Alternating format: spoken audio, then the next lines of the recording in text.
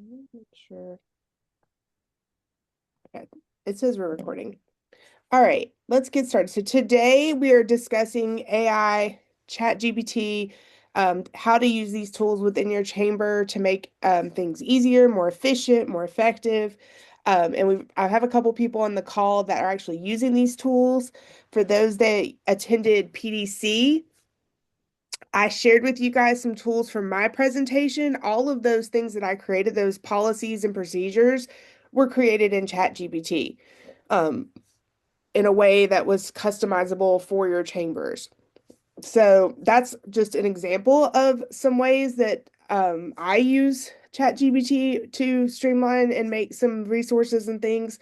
I also don't, it's time consuming and there are resources within whatever email platform you're using, but I always like try to check my emails before I send them out now through ChatGPT, especially if it's like a formal email that I'm sending out to multiple members.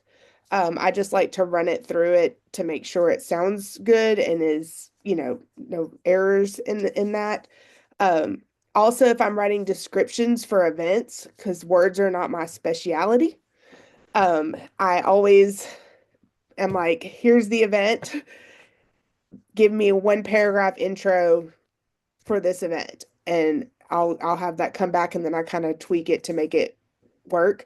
So that's just a couple of things that I'm using it for. I mean, obviously there's endless possibilities to go forth with, but I'm going to turn it over to John Mark first. He is one of the people I met with him a while back, and he was using AI during our meeting for different things, and I was like, okay, look at him go. I don't know if he's ready though. John Mark, are you on? I know you Yeah, had a thing I'm today. here. Okay. All right. I just wanted to make sure you were ready. Absolutely. Well, thank you, Carla, for thinking of me. AI allows me to do a lot more than what I could do by myself because I'm only just me with my small brain capacity. So AI makes me a lot smarter than what I am. So I love it. AI is so awesome, but it could be so individualized for each person. I think that's a great way to start it.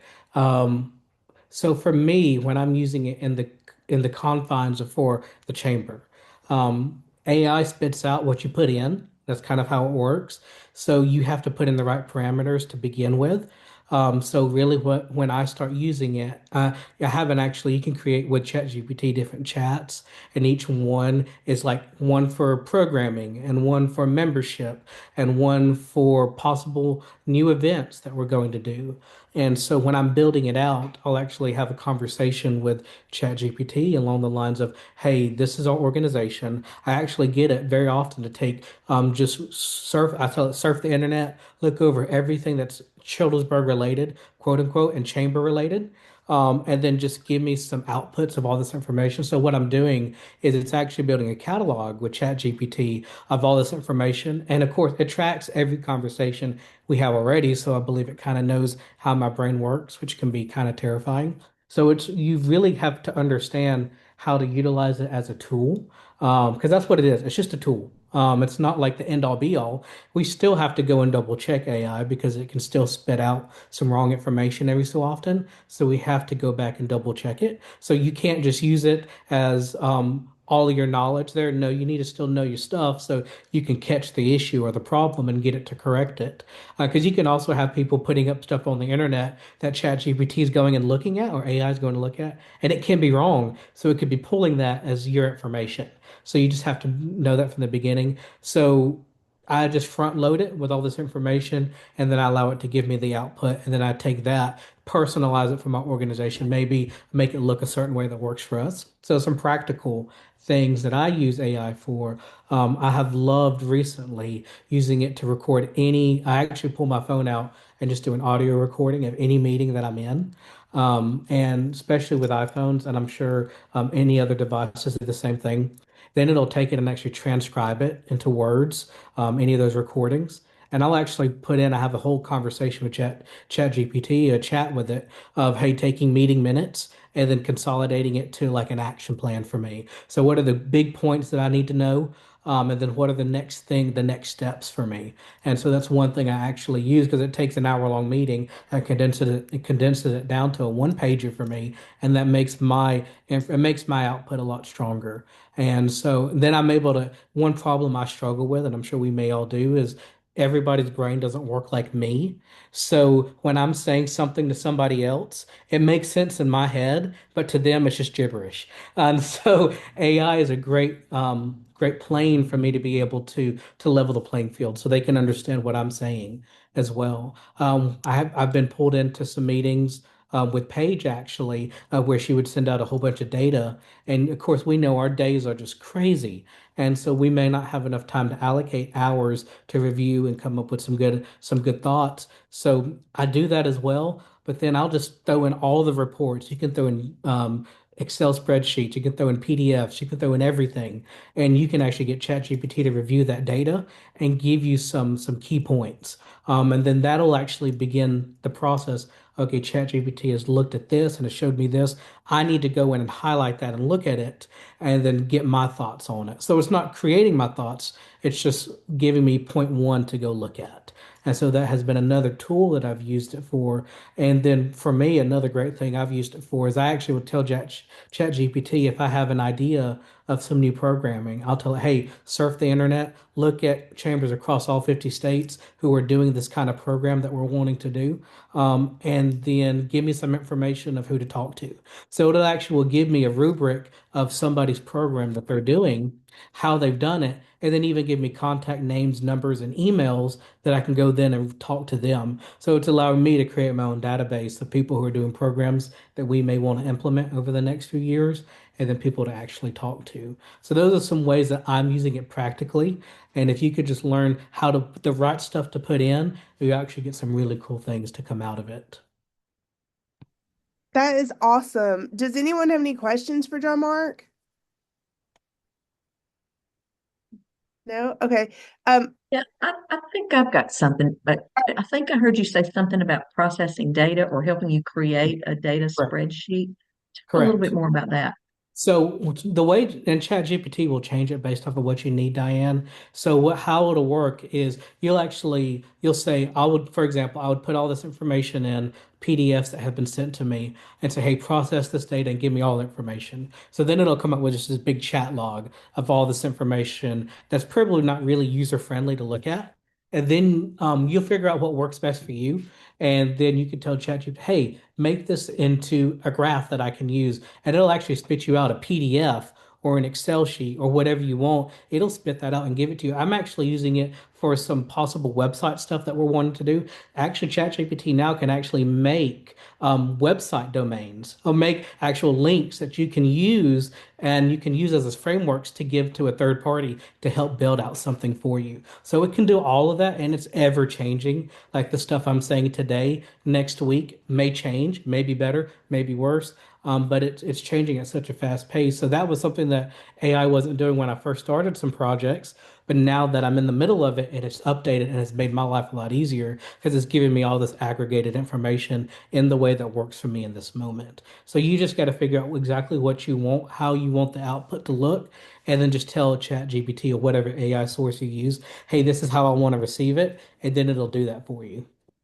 John Mark, you are using the paid version of ChatGPT, right? I just want to Absolutely. mention that so Yes. that people know there are different versions. There's the free version and the paid version.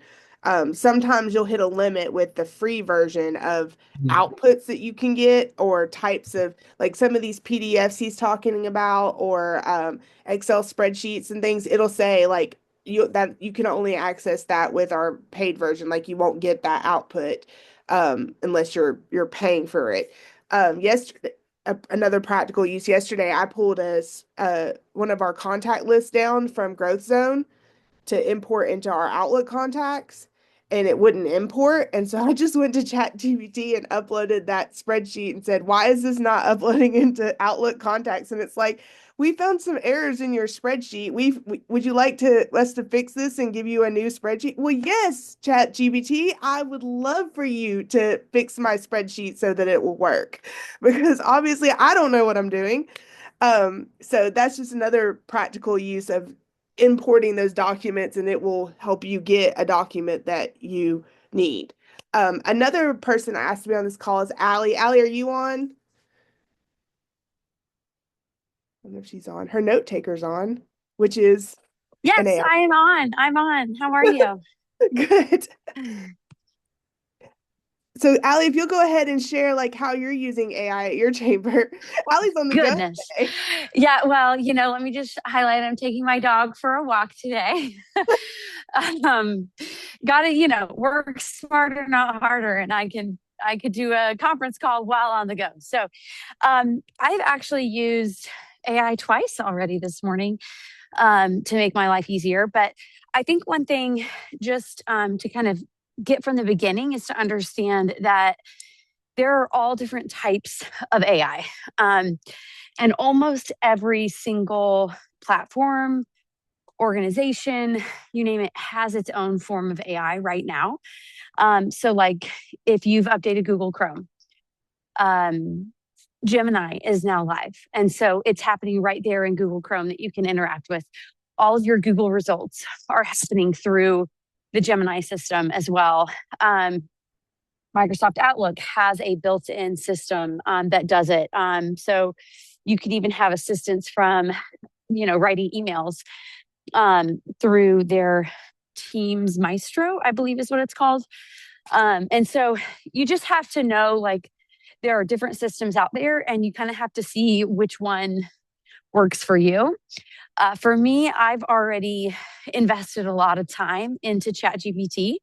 My assistant's name is Echo because she echoes my thoughts and amplifies my words. And that was like a really fun exercise to be like, ChatGPT, what would you name yourself if you were my assistant? And so you can do really fun things, but you can also do things that just make your life easier. So this morning, I had a board meeting, just a quick virtual board meeting, and I use a system called Fixer, and Fixer is it's an executive assistant and email management system that is its own AI. And so what that means is that actually, I guess I use it all day, every day, because it has access to my inbox. And I know this is kind of like Big Brother scary, but it has access to my inbox. It reviews every email that comes in. It categorizes my emails. So some of them are set to respond. Others are set to, oops. Can you still hear me? I see that my screen is, I'm going to turn off my camera for a moment. So one is set to respond. One is FYI. One is awaiting response, different things like that. So it literally will review my emails, categorize them for me, and then it will, if it is in the to respond folder, it will draft a response.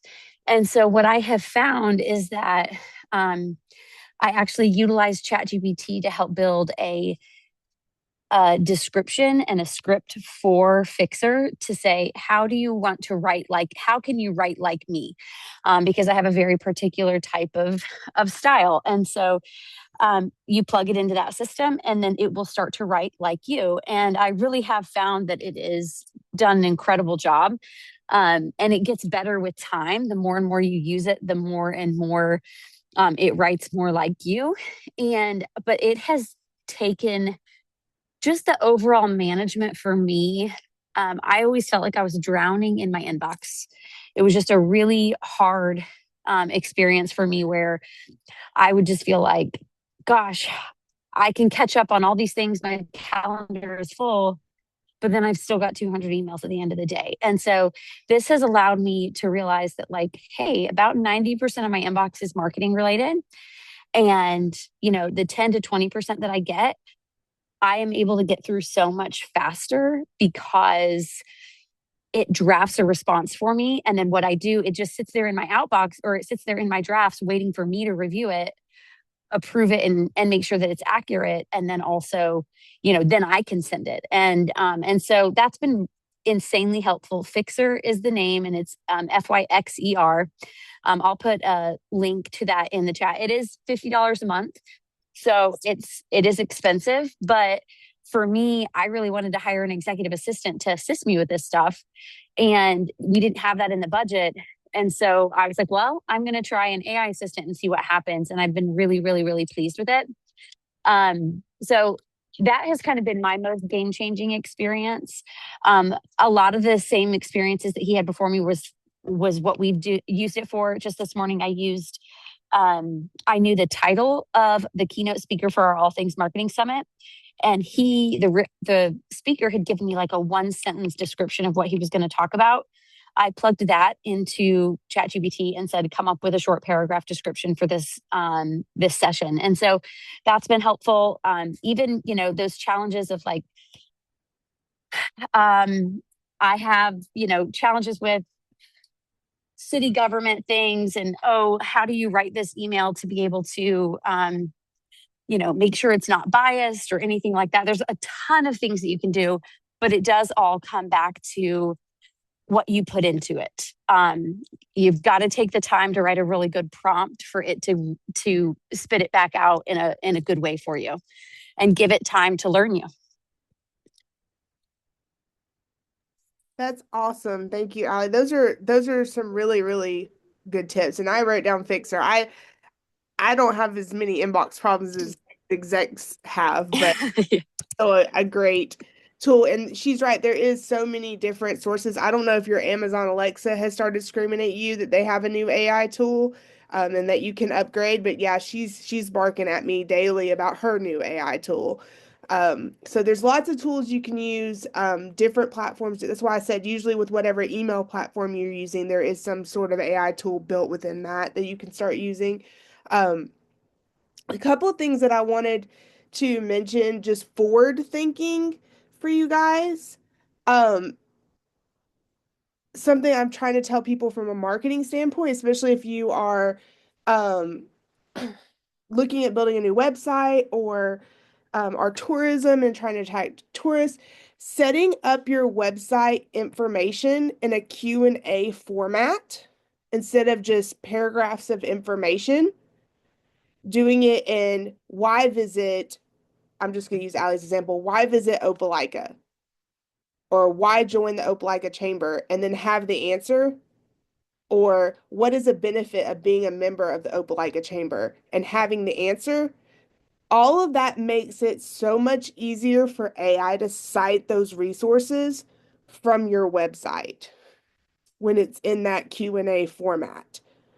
So now that Gemini is working through Google, when somebody, a member or a potential member or something like that goes on Google and is like, Opelika Chamber membership, well, then all of a sudden Gemini is going to start spouting, why join the Opelika Chamber? What are the benefits? Like all of that data is going to start compiling.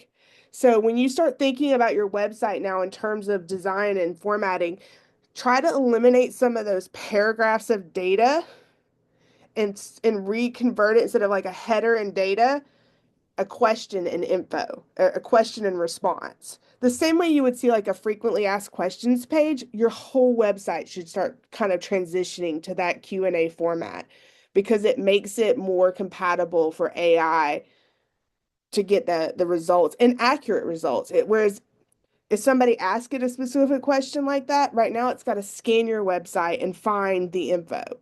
But if you have it in a solid Q&A response, it's going to provide more accurate information. Another thing I want to mention, just because I recently worked with an attorney putting together some information, she wanted to do a whole campaign on AI and the legal ramifications of AI. So a couple of things I want to share with you, that some tips and things that she shared. Think before you type. Sorry, I got to get a drink of water. I'm dried out. Think before you type. Assume anything you put in ChatGPT can legally be disclosed later. It is allowed to be subpoenaed in court. It can be anything you put in ChatGPT can be used in court. So a lot of the things that you have to really be careful about, not necessarily in chamber world, but personally is just asking personal questions. I know it helps kind of get it to learn you, but just be careful what kind of conversations you're having with ChatGPT or these AI tools, because it is all searchable in court. If you're having finance problems with your chamber, I highly recommend you don't ask ChatGPT how to fix it. Ask an accountant, because if something goes down and those records where you were having that conversation and getting financial advice from ChatGPT will be available to whoever wants to see them. Um, don't rely on AI for facts. Like John Mark said, it's not always going to be entirely accurate. It's just pulling information from the internet or from wherever it can find it. So don't always trust exactly the advice or the information you're getting. Um, and then, if it's anything legally related, policies, like the policies if you're going to start putting in a lot of legal stuff in your policies and procedures, you need to run them by an attorney. You don't need to just trust that ChatGPT is going to give you a legally binding contract, policy, procedure, document, anything like that. So I did want to share a couple of those things with you just to think through if you are going to have ChatGPT kind of create some of those documents and things for you.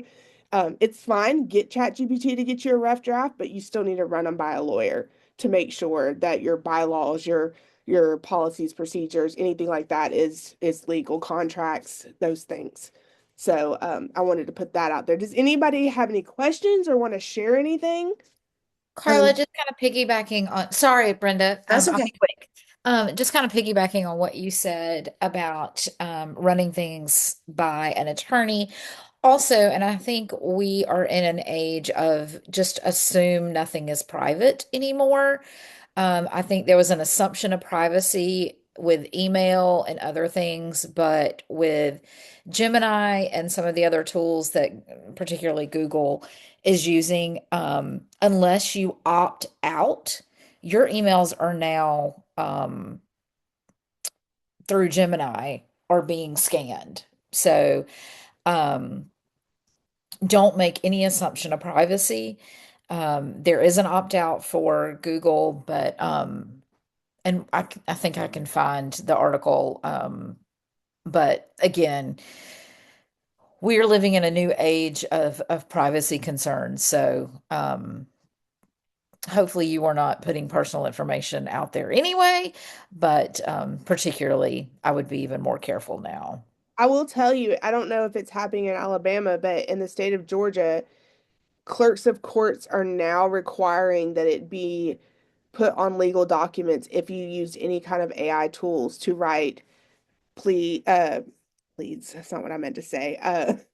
Any kind of legal documents for court briefs, or any of that stuff. They have to out now put on there that they use a AI tool to write whatever that is. Brenda? So I am by no means an expert on AI, and I kind of moved into it slowly because, um, like everybody else, I just it was questionable to me, but I've been embracing it more. And ChatGPT, one of the things that first overwhelmed me was, especially like at conferences, IOM and so forth, they would come in and say, use this program for this and this program for this. I think ChatGPT's got several plug-in programs that maybe come with. I use the paid version as well. But I'll tell you what a game changer was for me. I don't remember where I heard it, but it was a podcast, and the person doing it was recommending that not only do you go in and do what I was normally doing was be like, I'm going to use the example Carla used, why visit Opelika Chamber, or why visit Opelika? In my case, I wrote down Millbrook because that's where I am. Why visit Millbrook? So I would go into ChatGPT and say, give me some reasons that I can demonstrate why visit Millbrook, and I get stuff, that was usable.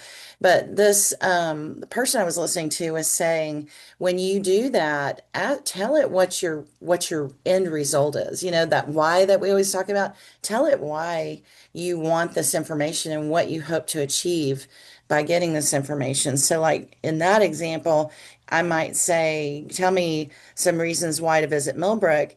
because I would like to increase traffic to Millbrook, entice maybe members to our chamber, and become a regional resource. So I would tell ChatGPT my reasons for wanting that information, and I have found that that has just like, you know, opened up my world just a little bit more.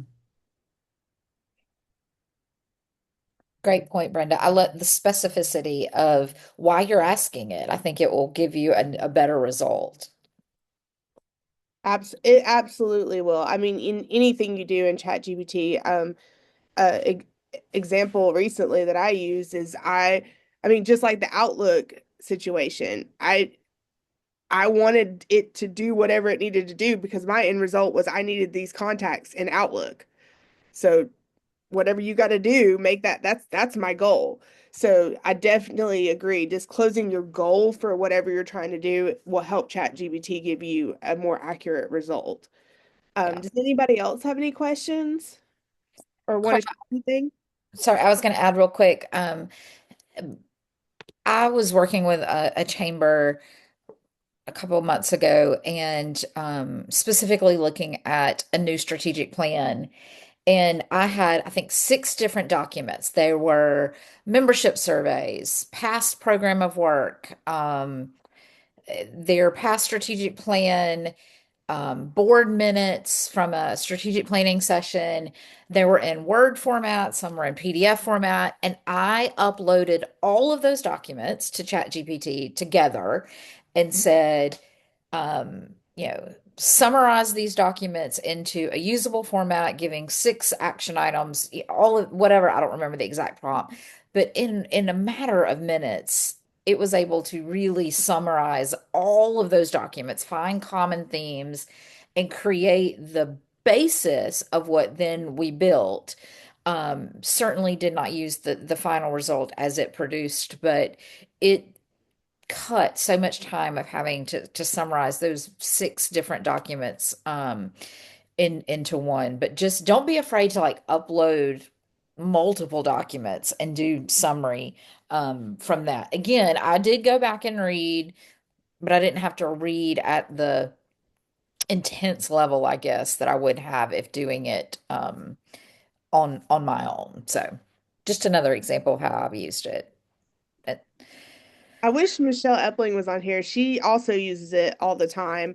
Um, one of my favorite, it's honestly one of my favorite things I've learned from her is doing all my grocery meal. Not, I mean, I don't do it all the time, but doing grocery meal planning through ChatGPT. I actually sent it to my friend's like for her husband because she was didn't have time and he was home, and so now that he knows he can do it in ChatGPT, it's cool.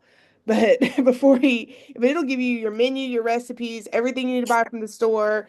I mean, it's saving her so much time. So, I mean, even personally, there's so many ways that you can utilize it within your resources. I know a town nearby. I don't recommend this, but I understand when your resources are small, they're actually using it to start a rebrand process for their community. Like they just put in some things. They basically bought a billboard really too fast before they actually had a brand. And so then they were like, we need a billboard. They literally used ChatGPT and said, we need a billboard and this is what we need it to say. And ChatGPT spit it out and they were like, oh, well, we really like this billboard. What about, you know, and they just started asking it questions and it started building out a brand. I don't recommend that because you really need community input before you start building a brand. But the sad part is we're going to see a lot of these things like Allie said, yeah, she would have liked an executive assistant, but now she's finding out that there's tools that can replace some of those job duties and not have to pay for a full-time person. And we're going to see a lot more of that. Um, Same with marketing. I mean, yep. we're going to see jobs start to get replaced by resources and tools that AI can do. Yeah. Nikki, I saw that you had come off mute. Yes. Well, I just wanted to, I didn't know if we had talked about this earlier. So I'm the marketing manager at the Athens Limestone Chamber. So I do, everything, website, social media, anything in the marketing sphere pretty much. And I'm also kind of like obviously everything passes my boss's, Pammy Jamar's desk. before it officially goes out, but it also usually comes to my desk just because I'm kind of like the language person. I want to keep everything within our brand, things like that. So I just want to like say I am trying to teach myself how to spot AI from a mile away. And I think it's even though ChatGPT is getting better, even what it was a year ago or the other platforms, whatever you use, I can still usually tell if someone has used now, and we're also talking things that are supposed to engage people, right? So you're talking your marketing to your members, your things like that you are trying to engage people. When you take the humanity out of it, people can tell. And they might not even be able to tell and that they can tell you what's wrong with it. They just know that there's something cold about that message. There's something, that's just not fitting. So what I usually, my primary use for ChatGPT in my role, that is the platform I usually use, is more like they're my marketing team. If I were to have people under me, these are the people that would give me ideas. That's usually how I use it.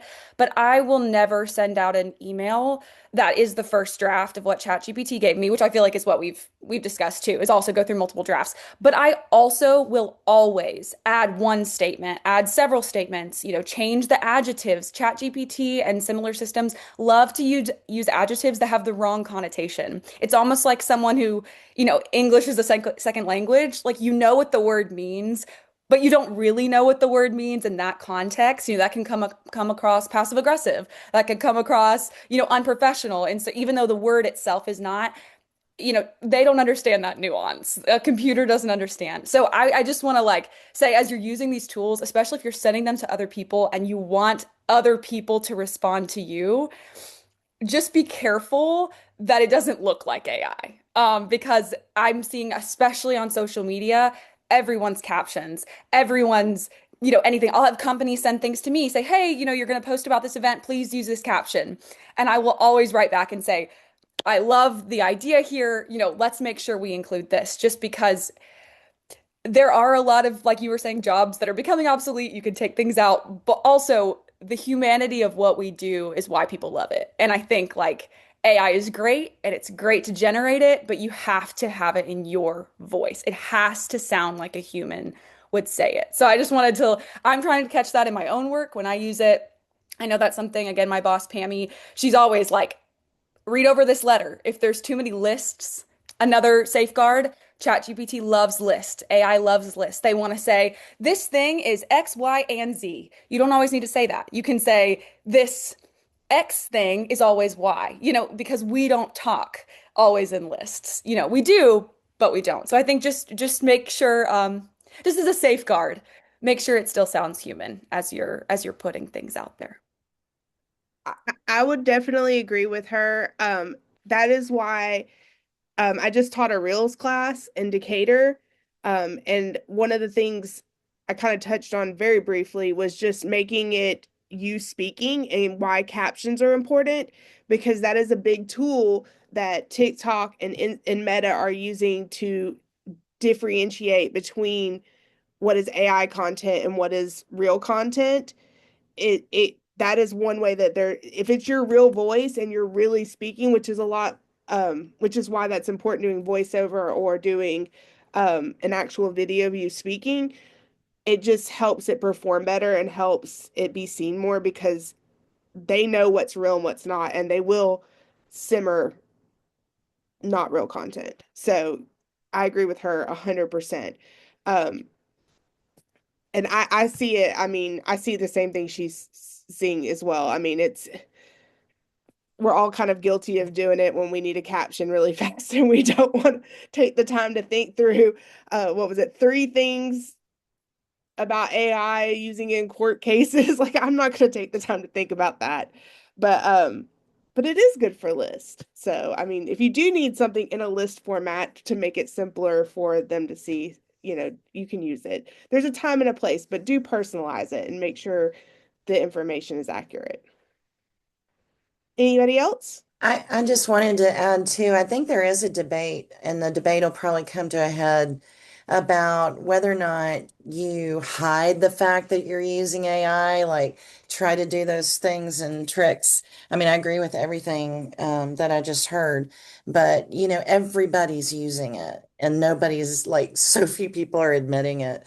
But I mean, like when it's in those important things like the legal realm and things like that, or and I'm sorry, I didn't catch your name, but because That was Nikki. Nikki, you make such a great point about that, and those are great things to know. But I do think that the debate is going to come to a head eventually, where people are going to talk more about, whether or not they disclose that they're using it. But it's, what I think most of us that I talk to, most people I talk to, are using it for evaluating information, for I rarely use it to write my stuff for me because I actually enjoy doing that. That's just me. But I use it to gather information or come up with ideas. Like Nikki, I think you said you use it as your marketing team. But if we ever get past that point where people start to admit that they're using it, then that will change the landscape a little bit. I think to me, like I have no shame whatsoever in using it. I think it's allowed us to work so much smarter. I encourage my team to do it. A lot of times it's a really great tool when you kind of some people don't work well when they're starting with a blank canvas. So it allows you to kind of get started when you're like, hey, I'm trying to create this letter or this, this caption or this plan for this event. And it'll even help you kind of build out a timeline. What is the ideal timeline and key dates that need to be hit in order for us to execute and launch our magazine by this date. So we really lean into it. And I'll also share, for me, I started really small. The first things that I did was to get ChatGPT to write letters of recommendation for people. When people would ask me for a letter of recommendation, I would ask them for their resume. I'd put the resume in there. I would write a couple paragraphs from me saying, I love this person. They're really great. They have impressed me with X, Y, and Z. Write a letter of recommendation for them for this. And that was kind of how I started, and it would just be very quick. But unlike Brenda, I did study PR, only I realized I got the wrong degree because I don't love writing, and PR is all writing. Writing. I can do it. I just don't want to spend a whole lot of time on it. And but it's been very, very, very helpful from that perspective. I will also say, if you sit back and think about how much time you spend preparing what's up here in a format that a committee or a QAT or a board can digest, like anything that can close that gap, that can make that appear and that's a exactly what ChatGPT is great for. It takes so much time for you guys to think, okay, we want to do a proposal for this event. How much time are you taking to try to get all the ideas of your team in your head and all the things you talked about and get it into a format that you can sell it to a board or a committee? Like that's a lot of time taken. So if you can just brain dump that into ChatGPT and it can spit out an organized document for you to edit. That's going to save you hours of whiteboarding and cleaning things up and then running it by, and it's just going to save you so much time. And I'll tell you, just a funny little thing that I saw this morning. It said that the two things that we don't talk about but are starting to talk about from 2025 is chat or AI, using AI, and GLP-1s. Like they said that was the two things that everybody's doing and nobody's talking about, but now we're all starting to talk about it like it's normal. It So, is normal and it's okay. I'll say that exactly. too. I don't know about anybody else, but one of our biggest pain points has been like minutes after a meeting. Like how, not only the official minutes that have to get saved and everything for the board, because I've had some secretaries that aren't great, and then I've had secretaries that like just aren't there. And so now we've even adjusted kind of how we speak in the meeting. So like because I started with Fixer and I was like, okay, I want to see how this does from a note taking perspective. It's so thorough. It takes great notes of our meetings. And now I just make sure that when someone motions or seconds something, I'm like, thank you, Raven Harvest, for motioning, and Clay Lane for seconding. And then someone, and then we'll call for a vote. And then that like prompts it to put it into the notes so that those key things are documented. And then it'll send an automatic email afterwards saying, hey, these are the takeaways that, have to happen. And you have the chance to edit those. And so it's allowed my staff to be much more efficient, and I don't have to chase minutes around. That was a giant pain in the rear. Does anybody have anything else? We want to be cognizant of the time. So it's 11:45. We've been doing this 45 minutes. Anybody have anything else? Any questions? I will add that as a sort of a side gig, I've been doing some writing for a local publication, and I will record the interviews. First of all, I go to ChatGPT and say, here's what I'm going to write about, and here's the kind of things I want to touch on. Can you help me with some questions? So ChatGPT comes up with some really good questions. Then I'll record the interview, and then I can copy that and paste it into ChatGPT and say, give me a verbatim transcript of this conversation. And it will give it to me word for word. And then I can write it myself, or I can have ChatGPT write it. And then I can, if I'm writing it myself and I think, what did they say about XYZ? I can say, help me with this, ChatGPT. What did they say about this? And it will give it back to me. They said this. And so it really helps me be more efficient when I'm interviewing somebody. And That's those great. of you using ChatGPT, you can also, I don't know if you've used it yet or noticed it, but on the left side, you can start grouping your chats. Like I have one that's health, and it's all my like meal planning, exercise, all of that is grouped in, all those chats are grouped together. One day I'm going to group all my random thoughts because I think it'd be fun to go back and look at those. But you can group, like if you want to group your board meeting stuff, if you want to group your ambassador meeting stuff, like if you're putting those notes in there so you can go back later and have all of that kind of together, all those chats together. Um, there's the feature on the left side that you can group that. I don't know if I just wanted to mention that in case anybody, sometimes it's the small little things you just don't even notice. So I just wanted to mention that too. Anybody else before we close out? All right, I'm going to stop recording.